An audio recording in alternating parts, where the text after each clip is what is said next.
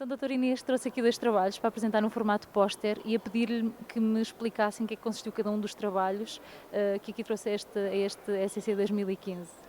Ok, boa tarde. Portanto, tenho 2 trabalhos, como me referiu. O primeiro, que eu já apresentei de manhã, foi sobre as solectomias, portanto, ou seja, num contexto de doentes com carcinoma de cabeça e pescoço. Nós fomos estudar aqueles doentes que tinham, portanto, um envolvimento ganglionar, portanto, cervical muito grande, ou seja, N2C e N3, que foram submetidos lá no IPO de Lisboa, portanto, a TPF, ou seja, uma indução com quimioterapia seguido depois de quimiorradioterapia.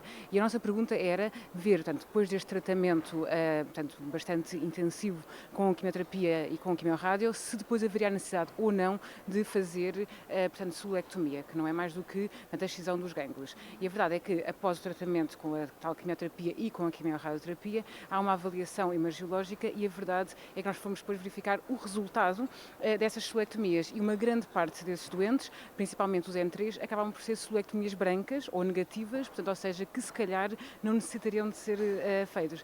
E, portanto, o nosso trabalho coloca uma questão, responde a uma questão portanto, que é bastante relevante do ponto de vista clínico, agora, para confirmar só mesmo estudos prospectivos, mas acho que é relevante do ponto de vista clínico. No meio dessas amostras que avaliaram, houve algumas positivas. Como é que, antes de fazer o procedimento, se avalia em que doentes é que é justificável ou não fazer o procedimento? Pronto, isso agora levanta outras questões que, do ponto de vista depois prospectivo, teriam que ser muito bem analisadas. Como referi, portanto, nós depois vamos tentar perceber o motivo da solectomia, portanto, que nós dividimos em categorias, aqueles que foram, portanto, biopsados e que mantinham realmente positividade e, portanto, esses aí verificaram depois que eram positivas, solectomias positivas. Outros foi só porque previamente tinham uma doença muito grande, e se calhar não é um critério muito válido, e outro era porque imagiologicamente havia algumas dúvidas. Então, perante isto, o que é que nós podemos melhorar? É que se calhar tumores a partir de muito volumosos, isso não é um critério, se calhar temos que analisar melhor.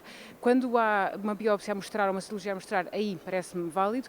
Quando é imagiologicamente, se calhar temos que trabalhar com a imagiologia para ver fatores que determinam mais a positividade, porque realmente há ali alguns exames de imagiologia que são suspeitos, mas já precisamos de melhorar um pouco mais na sensibilidade e especificidade principalmente.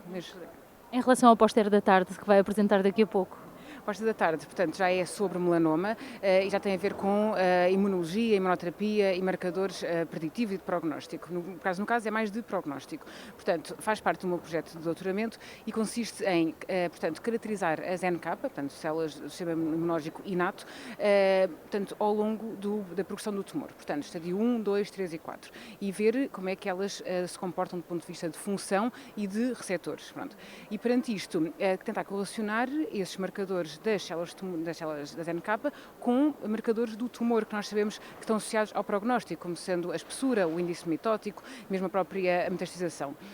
Isso é uma primeira parte. Depois há uma segunda parte, que é a relação de um marcador no plasma, que é o MIC-A, que é um receptor, ou um ligando de um receptor da NK, muito importante, e que nós verificamos que a sua presença no plasma, a sua expressão, está diretamente relacionada com, quer dizer, não sabemos se é direta ou indiretamente, mas está relacionada com o prognóstico, ou seja, não só com a overall survival, portanto, com a sobrevivência global, mas também com a disease-free survival, portanto, o que é bastante interessante para, portanto, quando nós temos doentes com o estadio 2, principalmente, ou estadio 1, que não é mais do que um névoos, portanto, um sinal em que é retirado pela dermatologia, e depois nós ficamos um pouco na dúvida se tem indicação para fazer vigilância e como apertada, assim como terapêutica adjuvante, que apesar de nós não termos muitas armas ainda, estão a começar a surgir.